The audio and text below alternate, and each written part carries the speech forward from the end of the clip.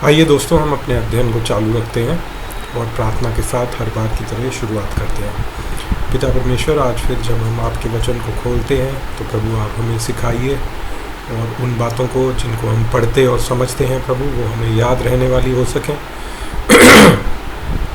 और आपके वचन के द्वारा हम आपके हृदय को और ज़्यादा गहराई से समझने वाले हो सकें प्रभु। आपका जो प्रेम हमारे लिए है और आपके जीवन की मर्ज़ी हमारे लिए क्या है, उस बात को हम और अच्छे से समझने वाले हो सकें। ये प्रार्थना मैं प्रभु यीशु मसीह के नाम से मांगता हूँ, आमीन। तो आइए, आज हम तीसरा समूह जो दृष्टांतों का तीसरा महान समूह है, इसको आज हम पढ़ेंगे। और ये दृष्टांत ज़्यादातर जो हैं वो यहूदियों की तरफ पॉइंटेड हैं, मतलब यहूदियों को कुछ बातें समझाने के लिए हैं, खास करके ये बातें कि किस प्रकार से तुम चुने हुए लोग थे, लेकिन क्योंकि तुमने प्रभु यीशु मसीह को नहीं पहचाना जो कि तुम्हारे मसीहा थे, इसलिए परमेश्वर ने सुसमाचार अन्य जातियों तक भी अब जाएगा और प्रभु को अपने राज्य के लिए जो जो लोग मिलेंगे, प्रभु उन सब लोगों को अपने राज्य में ले आएंगे। और जो पहले हैं यानी कि जो यहूदी थे वो आखिरी हो जाएंगे और जो आखिरी हैं वो पहले हो जाएंगे। ठीक है, तो ये सब दृष्टांत ज़्यादातर इसी विषय के ऊपर हैं, जैसा कि हम अभी पढ़ेंगे। तो हम आइए शुरू करते हैं। सबसे पहले हम मत्ती 21 से शुरुआत करेंगे और इसको हम देख लेते हैं। तो यहाँ पे हमने देखा था कि किस तरह प्रभु बैथनी चले गए थे रात को विश्राम करने, और उसके बाद अगले दिन सुबह वापस जेरूशलेम में आए। वह मंदिर में जाकर उपदेश कर रहा था कि प्रधान याजकों और लोगों के प्राचीनों ने उसके पास आकर पूछा। प्रधान याजक यानी कि जो चीफ प्रीस्ट्स थे मंदिर के उन्होंने प्रभु यीशु के पास आकर पूछा, तू ये काम किसके अधिकार से करता है और तुझे यह अधिकार किसने दिया है? यीशु ने उनको उत्तर दिया, मैं भी तुमसे एक बात पूछता हूँ, यदि वह मुझे बताओगे तो मैं भी तुम्हें बताऊँगा कि ये काम किस अधिकार से करता हूँ। अब देखिए, अभी तक क्या था कि मुझे पता नहीं आप ये बात नोटिस करेंगे या नहीं, पर मैं जब ये पढ़ रहा था मैंने ये बात नोटिस करी कि अभी तक प्रभु यीशु मसीह से जब भी ये प्रधान याजक या फरीसी या सैड्यूसी या यहूदी लोग कोई भी सवाल पूछते थे तो प्रभु यीशु बड़ी सीधा सीधा उन्हें अच्छा जवाब देते थे, इस मंशा से कि ये लोग भी विश्वास में आ जाएं किसी तरह से। ठीक है, लेकिन अब जो प्रभु उनकी बातों का उत्तर दे रहे हैं वो एक अलग तरीके से है।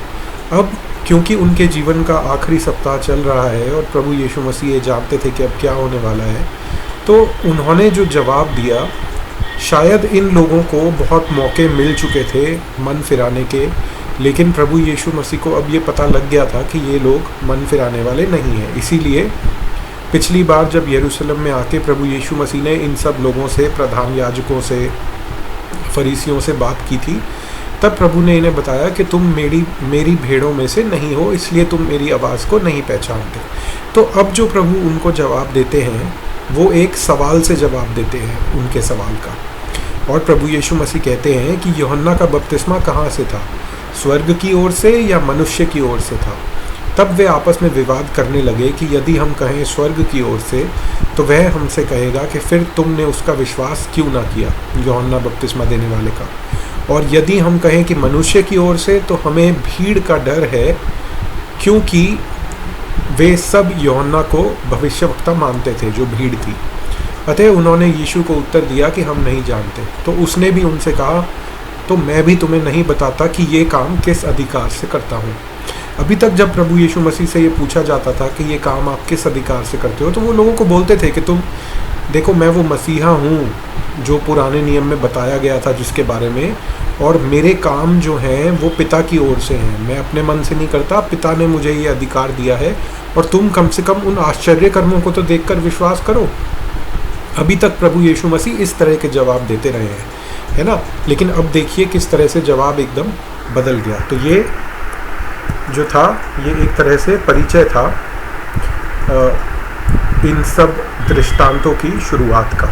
और इस परिचय से आप देख सकते हैं कि किस तरह का माहौल वहाँ पे था और प्रभु यीशु मसीह की उस समय पे ऑडियंस क्या थी। इस बारे में हम बार बार बात कर चुके हैं कि यरूशलेम के अंदर सबसे ज़्यादा कट्टर यहूदी लोग रहते थे, जो कि यरूशलेम यहाँ पे है मैप पे अगर आप देखें। और यरूशलेम से जैसे जैसे हम दूर जाते जाते हैं वैसे वैसे कट्टरता यहूदियों की कम होती जाती थी। ठीक है, तो अब जो बात हो रही है वो यरूशलेम में, और यरूशलेम में भी बिल्कुल मंदिर में हो रही है। ठीक है, तो ये हमने देखा। इसके बाद हम देखते हैं पहला जो समूह में पहला दृष्टांत है 2 बेटों का। तुम क्या समझते हो, किसी मनुष्य के 2 पुत्र थे। उसने पहले के पास जाकर कहा, हे पुत्र, आज दाख की बाड़ी में काम कर। उसने उत्तर दिया कि मैं नहीं जाऊंगा। परंतु बाद में उसने अपना मन बदल लिया और चला गया। फिर दूसरे के पास जाकर ऐसा ही कहा। उसने उत्तर दिया, जी हाँ जाता हूँ, परंतु नहीं गया। इन दोनों में से किसने पिता की इच्छा पूरी की? उन्होंने कहा, पहले ने। यीशु ने उनसे कहा, मैं तुमसे सच सच कहता हूँ कि चुंगी लेने वाले और वेश्या तुमसे पहले परमेश्वर के राज्य में प्रवेश करते हैं। क्योंकि यूहन्ना धार्मिकता के मार्ग से तुम्हारे पास आया और तुमने उस पर विश्वास नहीं किया, पर चुंगी लेने वालों और वेश्याओं ने उसका विश्वास किया, और तुम यह देखकर बाद में भी न पछताए कि उसका विश्वास कर लेते। ठीक है, तो ये प्रभु यीशु मसीह ने यहाँ पे तो ये दृष्टांत साफ साफ समझा दिया कि इसका क्या मतलब है, और ये यहूदियों की तरफ डायरेक्टेड है, पॉइंटेड है। फिर हम देखते हैं पैराबल ऑफ द टेनेंट्स। यहाँ पे भी आप देखिए, जैसे जैसे हम पढ़ते हैं वैसे वैसे मैं बताता हूँ, पहले सारा नहीं बताता। एक और दृष्टांत सुनो। एक गृहस्थ था जिसने दाख की बाड़ी लगाई और उसके चारों ओर बाड़ा बांधा और उसमें रस का कुंड खोदा और गुम्मुट बनाया और किसानों को उसका ठेका देकर परदेश चला गया। जब फल का समय निकट आया तो उसने अपने दासों को उसका फल लेने के लिए किसानों के पास भेजा, पर किसानों ने उसके दासों को पकड़ के किसी को पीटा और किसी को मार डाला और किसी को पथराव किया। फिर उसने और दासों को भेजा जो पहले से अधिक थे, और उन्होंने भी वैसा ही किया। अंत में उसने अपने पुत्र को उनके पास यह कहकर भेजा कि वे मेरे पुत्र का आदर करेंगे। परंतु किसानों ने पुत्र को देखकर आपस में कहा, यह तो वारिस है, आओ उसे मार डालें और उसकी विरासत ले लें। और उन्होंने उसे पकड़ा और दाख की बाड़ी के बाहर निकालकर मार डाला। इसलिए जब दाख की बाड़ी का स्वामी आएगा तो उन किसानों के साथ क्या करेगा? उन्होंने उससे कहा, वह उन बुरे लोगों को बुरी रीति से नाश करेगा और दाख की बाड़ी का ठेका और किसानों को देगा जो समय पर उसे फल दिया करेंगे। यीशु ने उनसे कहा, क्या तुमने कभी पवित्र शास्त्र में यह नहीं पढ़ा कि जिस पत्थर को राजमिस्त्रियों ने बेकार समझा था वही कोने के सिरे का पत्थर हो गया? यह प्रभु की ओर से हुआ और हमारे देखने में अद्भुत है। देखिए, ये है मत्ती 21:42, और यहाँ पे जो रेफरेंस दिया हुआ है वो है भजन संहिता 118, 22 और 23 का। तो प्रभु यीशु मसीह ने बहुत बार जब वो ये कहते हैं कि क्या तुमने ये नहीं सुना, तो वो भजन संहिता में से या पुराने नियम में से और कहीं से जो उस समय का धर्मशास्त्र था, जो रिटन स्क्रिप्चर्स थे उस समय के, उन्हें कोट कर रहे हैं। ठीक है, इसलिए मैं तुमसे कहता हूँ कि परमेश्वर का राज्य तुमसे ले लिया जाएगा और ऐसी जाति को जो उसका फल लाए दिया जाएगा। जो इस पत्थर पर गिरेगा वह चकनाचूर हो जाएगा और जिस पर वह गिरेगा उसको पीस डालेगा। प्रभु यीशु मसीह अपनी बात कर रहे हैं ना।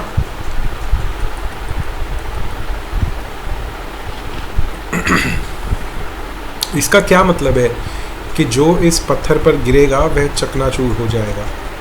शायद प्रभु ये कह रहे हैं कि जो मेरे से ठोकर खाएगा और गिरेगा वो तो चकनाचूर हो जाएगा, लेकिन जब न्याय का दिन आएगा तब उस दिन यह पत्थर जिसके ऊपर गिरेगा उसको पीस डालेगा, क्योंकि प्रभु यीशु मसीह का जो दूसरा आगमन होगा वो न्याय करने के लिए होगा। तो कहीं ना कहीं शायद यही बात प्रभु बताना चाह रहे हैं, और ये तो क्लियर उन्होंने समझा ही दिया कि जिस पत्थर को तुमने रिजेक्ट कर दिया वो फाउंडेशनल या कॉर्नर स्टोन इंग्लिश में कहा गया था कि वही कॉर्नर स्टोन है। कॉर्नर स्टोन मतलब जिसके ऊपर सारा वजन है, सब चीज़ें उसी के ऊपर बनी हुई है। प्रधान याजक और फरीसी उसके दृष्टांत को सुनकर समझ गए कि वह हमारे विषय में कहता है, और उन्होंने उसे पकड़ना चाहा, परंतु लोगों से डर गए क्योंकि वे उसे भविष्यवक्ता मानते थे। यहाँ पे भी कुछ ज़्यादा बताने की ज़रूरत नहीं है, आप देख ही सकते हैं कि किस तरह से कहानी होती है। जो पहले आए थे वो भविष्यवक्ता थे जो प्रभु ने इज़राइल के पास भेजे कि लोग मन फिराएं, और आखिर में अब परमेश्वर के पुत्र खुद आए हैं, प्रभु यीशु मसीह, है ना। फिर हम देखते हैं जो parable of the wedding feast है। इस पर यीशु फिर उन्हें दृष्टांतों में कहने लगा, स्वर्ग का राज्य उस राजा के समान है जिसने अपने पुत्र का विवाह किया, और उसने अपने दासों को भेजा कि निमंत्रित लोगों को विवाह के भोज में बुलाएं, परंतु उन्होंने आना न चाहा। फिर उसने और दासों को यह कहकर भेजा, निमंत्रित लोगों से कहो, देखो मैं भोज तैयार कर चुका हूँ, और मेरे बैल और पले हुए पशु मारे गए हैं, और सब कुछ तैयार है, विवाह के भोज में आओ। परंतु वे उपेक्षा करके चल दिए, कोई अपने खेत को, कोई अपने व्यापार को। अन्य लोगों ने जो बच रहे थे उसके दासों को पकड़कर उनका अनादर किया और मार डाला। अब देखिए यहाँ पे जो दृष्टांत है उसमें आप एकदम से समझ जाएंगे कि ये दृष्टांत शादी के बारे में नहीं है, ये स्वर्ग के राज्य के बारे में है। और ये जिन दासों की बात कर रहे हैं ये भविष्यवक्ता हैं जिनके साथ लोगों ने बुरा व्यवहार किया। तब राजा को क्रोध आया और उसने अपनी सेना भेजकर उन हत्यारों को नाश किया और उनके नगर को फूंक दिया। तब उसने अपने दासों से कहा, विवाह का भोज तो तैयार है, परंतु निमंत्रित लोग योग्य न ठहरेंगे। और देखिए, this is the marriage supper of the lamb, इसको बोला जाता है। और कहीं ना कहीं जो ये एक शादी का दृष्टांत है, इसको बार बार वचन में, नए नियम में, प्रकाशित वाक्य में भी दर्शाया गया है कि किस तरह से जो कलीसिया है वो एक दुल्हन है, और जो कलीसिया के जो ग्रूम हैं, जो दूल्हा है, वो खुद प्रभु यीशु मसीह है। ठीक है। और जब हम दोनों का मिलन होगा, जब हम उनसे मिलेंगे, तो वो स्वर्ग में एक वेडिंग फीस्ट की तरह उसको दर्शाया गया है। ठीक है। ये और जगह भी नए नियम में हमें देखने को मिलती है। ये कंपैरिजन, इसको दृष्टांत कह लीजिए या इसको एक विजन कह लीजिए। ठीक है। नगर को फूंक दिया। तब उसने अपने दासों से कहा, विवाह का भोज तो तैयार है, परंतु निमंत्रित लोग योग्य न ठहरे। इसलिए चौराहों में जाओ और जितने लोग तुम्हें मिले सबको विवाह के भोज में बुला लो। अब यहाँ पे बात ये हो रही है कि यहूदियों को छोड़कर सुसमाचार अन्य जातियों तक भी जाएगा। इसके बारे में अगर आप और समझना चाहते हैं तो आपको रोमियो की पुस्तक देखनी पड़ेगी, जहाँ पे ये बात साफ साफ दर्शाई गई है, बताई गई है कि जो उद्धार है वो पहले यहूदियों के लिए था, लेकिन क्योंकि उन्होंने रिजेक्ट कर दिया, इसलिए जेंटाइल्स के पास उद्धार पहुंच गया, अन्य जातियों के पास। इसलिए चौराहों में जाओ और जितने लोग तुम्हें मिले सबको विवाह के भोज में बुला लो। अतः उन दासों ने सड़कों पर जाकर क्या बुरे क्या भले जितने मिले सबको इकट्ठा किया, और विवाह का घर अतिथियों से भर गया। जब राजा अतिथियों को देखने को भीतर आया तो उसने वहाँ एक मनुष्य को देखा जो विवाह का वस्त्र नहीं पहने था। अब देखिए, बुलाए तो बहुत लोग गए हैं। उसने उससे पूछा, हे मित्र, तू विवाह का वस्त्र पहने बिना यहाँ क्यों आ गया? और वह मनुष्य चुप हो गया। तब राजा ने सेवकों को कहा, इसके हाथ पैर बांधकर उसे बाहर अंधियारे में डाल दो, वहाँ रोना और दांतों का पीसना होगा। और इस रोने और दांतों के पीसने से आप समझ गए कि इस व्यक्ति को नरक में डाल दिया गया है। विवाह के वस्त्र, यह एक राइचियसनेस का गारमेंट दर्शाता है। तो जो परमेश्वर के सामने उपस्थित होना चाहता है उसको आने का सिर्फ एक ही रास्ता है, और वो रास्ता है प्रभु यीशु मसीह। क्योंकि प्रभु यीशु मसीह की धार्मिकता एक कपड़े के समान, जो कि इम्प्यूटेड राइचियसनेस के ऊपर हमने एक वीडियो बनाया था, प्रभु यीशु मसीह की धार्मिकता हमारे ऊपर आ जाती है और हमारे पाप प्रभु यीशु मसीह के ऊपर थे। ठीक है। तो वो उस धार्मिकता के बिना अगर आप परमेश्वर के सामने खड़े होंगे तो यही होगा, आपके हाथ पैर बांधकर अंधियारे में डाल दिया जाएगा और वहाँ रोना और दांतों का पीसना होगा। और ये नरक की बात हो रही है, क्योंकि बुलाए हुए तो बहुत हैं परंतु चुने हुए थोड़े हैं। तो बहुत लोगों को परमेश्वर निमंत्रण देते हैं, लेकिन उनमें से जो विश्वास करता है वो उद्धार पाता है।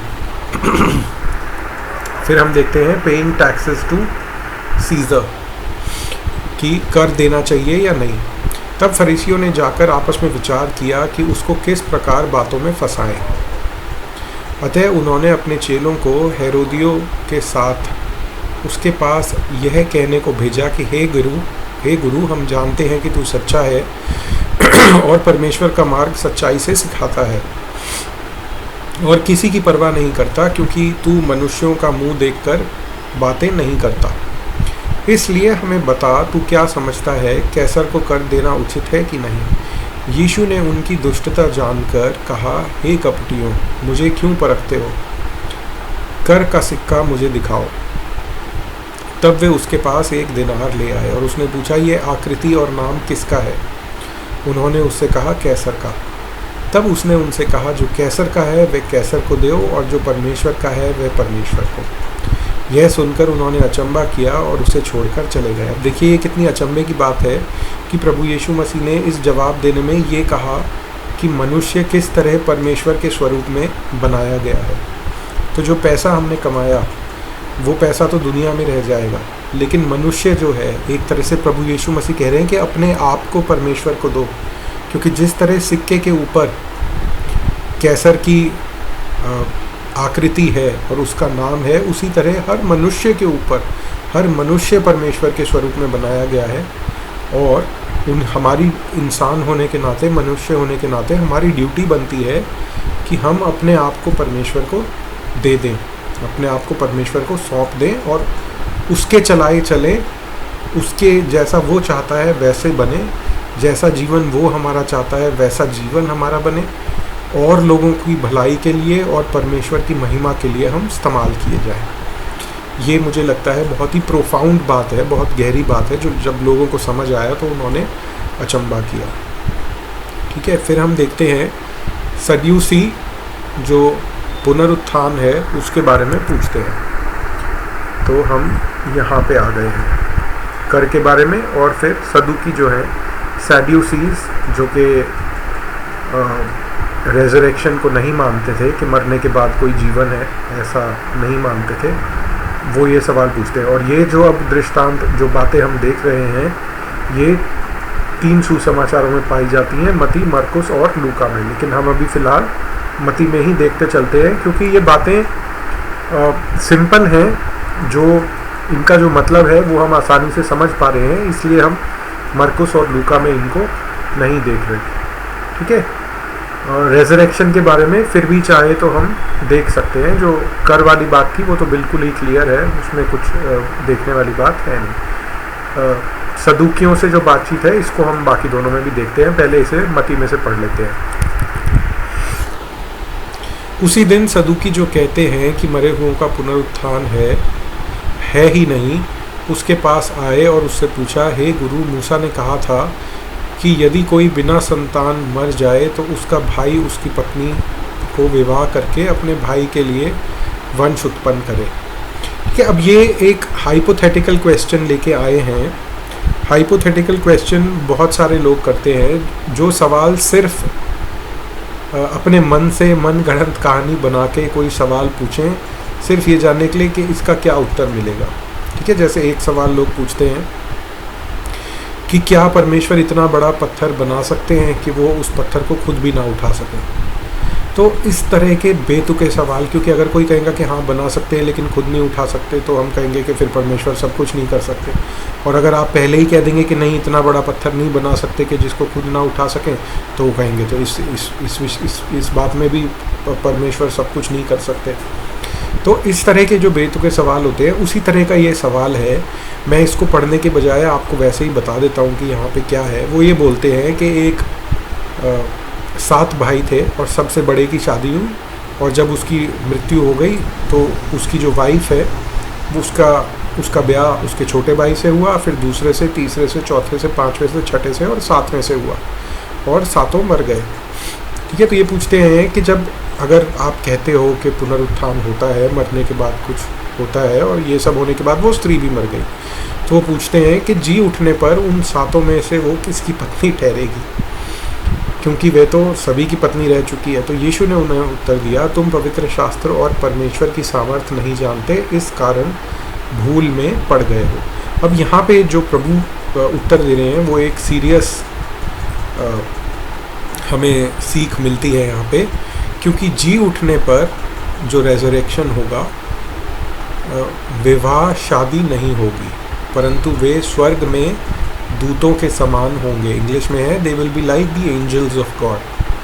परंतु मरे हुओं के जी उठने के विषय में क्या तुमने ये वचन नहीं पढ़ा जो परमेश्वर ने तुमसे कहा, मैं इब्राहिम का परमेश्वर, ईसाक का परमेश्वर और याकूब का परमेश्वर हूँ। वह तो मरे हुओं का नहीं परंतु जीवितों का परमेश्वर है। तो प्रभु यीशु मसीह उनको ये समझाना चाह रहे हैं कि इब्राहिम, आइजैक और जेकब अब जिंदा हैं, वो स्वर्ग में हैं परमेश्वर के साथ। तो परमेश्वर जो हैं वो जिंदा लोगों के परमेश्वर हैं, ना कि मरे हुओं के। यह सुनकर लोग उसके उपदेश से चकित हुए।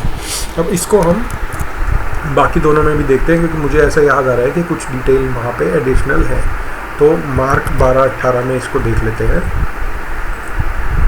मार्क 12:18 में कहानी वही है, प्रभु यीशु मसीह ने कहा क्या उत्तर दिया, बस उसको हम देख लेते हैं। ठीक है, क्या तुम इस कारण से भूल में नहीं पड़े हो कि तुमने तो पवित्र शास्त्र ही को जानते हो और ना परमेश्वर की सामर्थ्य को? क्योंकि जब वे मरे हुओं में से जी उठेंगे तो उनमें विवाह शादी न होगी, पर स्वर्ग में दूतों के समान होंगे।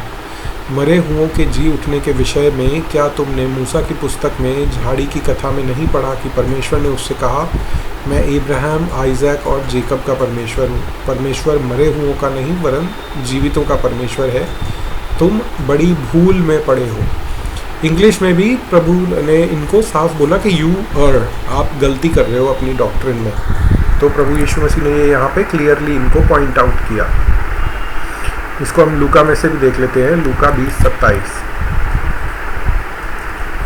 लूका 20 और 27। अब प्रभु यीशु मसीह क्या बोलते हैं वही देखते हैं। कहानी वही है कि 7 पति रहे, अब उनमें से किसकी पत्नी होगी। इस युग के संतानों में तो विवाह शादी होती है, पर जो लोग इस योग्य ठहरेंगे कि उस युग को और मरे हुओं में से जी उठना प्राप्त करें, उनमें विवाह शादी न होगी। वे फिर मरने के भी नहीं, क्योंकि वे स्वर्गदूतों के समान होंगे और पुनरुत्थान की संतान होने से परमेश्वर के भी संतान होंगे। परंतु इस बात को कि मरे हुए जी उठते हैं, मूसा ने एक झाड़ी की कथा में प्रकट की है। वह प्रभु को इब्राहिम, आइजैक और जेकब का परमेश्वर कहता है। परमेश्वर मुर्दों का नहीं परंतु जीवितों का परमेश्वर है, क्योंकि उसके निकट सब जीवित हैं। तब यह सुनकर शास्त्रियों में से कितनों ने कहा, हे गुरु तूने अच्छा कहा, और उन्होंने फिर उससे कुछ और पूछने का साहस न हुआ। ठीक है, तो यहाँ पे भी हमने देख लिया कि किस तरह प्रभु ने इनके इस सवाल का भी जवाब दिया। फिर हम देखते हैं एक धर्मशास्त्री महान आज्ञा के बारे में पूछता है। मत्ती 22:34, वापस मत्ती में चलते हैं, वहाँ पे डिटेल अच्छे से दी हुई है इसकी। जब फरीसियों ने सुना कि यीशु ने सदूकियों का मुंह बंद कर दिया, जो ये रेजरेक्शन के ऊपर सवाल था, तो वे इकट्ठे हुए और उनमें से एक व्यवस्थापक ने परखने के लिए उससे पूछा, हे गुरु, व्यवस्था में कौन सी आज्ञा बड़ी है? उसने उससे कहा, तू परमेश्वर अपने प्रभु से अपने सारे मन, अपने सारे प्राण और अपनी सारी बुद्धि के साथ प्रेम रख। बड़ी और मुख्य आज्ञा तो यही है, और उसी के समान यह दूसरी भी है कि तू अपने पड़ोसी से अपने समान प्रेम रख। ये ही 2 आज्ञाएं सारी व्यवस्था और भविष्यवक्ताओं का आधार है। ठीक है, तो प्रभु यीशु मसीह ने ये क्लियर कर दिया, और इस धर्मशास्त्री का जो सवाल है वो मरकुस में भी हमें मिलता है। फिर हम देखते हैं यीशु का प्रश्न जिसका उत्तर कोई नहीं दे सका। अब ये लोग इतने सवाल पूछ रहे थे, तो प्रभु यीशु मसीह ने भी इनसे एक सवाल पूछा। ये हम पढ़ते हैं 22:41 से 46 में। फिर जब फरीसी इकट्ठे थे तो यीशु ने उनसे पूछा, मसीह के विषय में तुम क्या समझते हो? मसीह से मतलब जो मसीहा आएगा उसके विषय में तुम क्या समझते हो? वह किसकी संतान होगा? उन्होंने उससे कहा, दाऊद की। तो उसने उनसे पूछा, तो दाऊद आत्मा में होकर उसे प्रभु क्यों कहता है? प्रभु ने मेरे प्रभु से कहा, मेरे दाहिने बैठ, जब तक मैं तेरे बैरियों को तेरे पाँव के नीचे की चौकी न कर दूं। देखिए, ये भी जो पैसेज है ये भजन संहिता 110:1 में हमें मिलता है, जो जीसस यहाँ पे कोट कर रहे हैं। भला जब दाऊद उसे प्रभु कहता है तो वह उसका पुत्र कैसे ठहरेगा? उसके उत्तर में कोई भी एक बात न कह सका, परंतु उस दिन से किसी को फिर उससे कुछ पूछने का साहस ना हुआ। तो पहले सदूसियों को चुप करा दिया और अब यहाँ पे फरीसियों को भी प्रभु यीशु मसीह ने चुप करा दिया। प्रभु यीशु मसीह ये कहना चाहते थे कि तुम जो ये समझ रहे हो ना कि दाऊद की संतान एक मिलिट्री लीडर के रूप में आएगी जो कि तुम्हें रोमन साम्राज्य से छुड़ाएगा, ऐसा नहीं है। उन लोगों की अंडरस्टैंडिंग यही थी, वो आत्मिक रूप से नहीं देख रहे थे। वो ये सोच रहे थे एक बड़ा मिलिट्री लीडर जैसा कि न्यायियों की पुस्तक में होते थे, उस तरह से कोई खड़ा होगा सैमसन जैसा, और इन सब अधर्मियों रोमियों का नाश करके हमें स्वतंत्रता दिलाएगा। लेकिन प्रभु यीशु मसीह कहते हैं मेरा राज्य इस दुनिया का है ही नहीं। तो इसी वजह से वो समझ नहीं पा रहे थे। और प्रभु यीशु मसीह भी यही कह रहे हैं कि दाऊद की संतान से मतलब सिर्फ फिजिकल संतान नहीं है। जो वो मसीहा छुड़ाने वाला आएगा वो खुद परमेश्वर ही है, उनके अलावा और कोई हो ही नहीं सकता।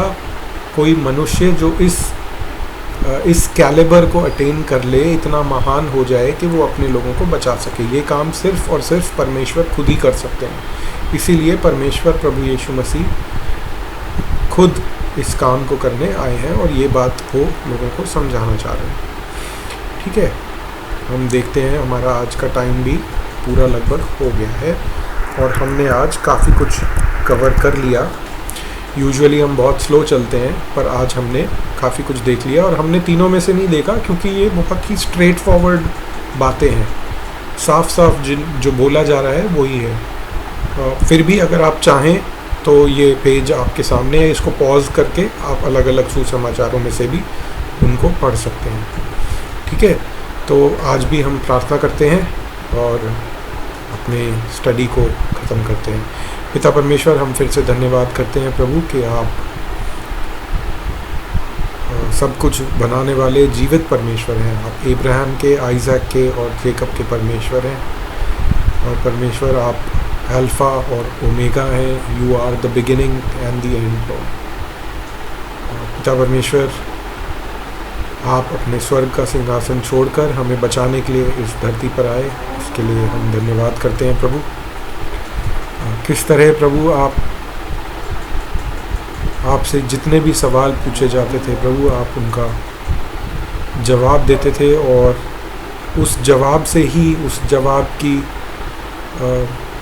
अद्भुतता से हमें पता लगता है कि आप खुद परमेश्वर ही हैं, क्योंकि इस तरह की विजडम और किसी के पास नहीं थी। पिता परमेश्वर, हम प्रार्थना करते हैं कि जब हमारे भी और लोगों के सवाल होते हैं तो हम उनके जवाब आपके वचन से ढूंढने वाले हो सकें, और हमारे जो सवाल हैं वो सिर्फ इसलिए ना हो कि हम चाहते हैं कि हमारे सवाल हों, पर हमारे जो सवाल हैं वो जवाबों को ढूंढने के लिए हों। पिता परमेश्वर, हम धन्यवाद करते हैं, प्रार्थना करते हैं कि हम सबको आप दीनता की आत्मा दीजिए, कि हम आत्मा में दीन रहें। जैसे जैसे हम नॉलेज में बढ़ते हैं वैसे वैसे हमारे अंदर घमंड ना बढ़े। पर परमेश्वर, हम जानते हैं वचन कहता है कि जो महान होना चाहता है वो सबसे ज़्यादा दीन होना सीखे। तो प्रभु, धन्यवाद के साथ ये प्रार्थना मैं प्रभु यीशु मसीह के नाम से मांगता हूँ, आमीन।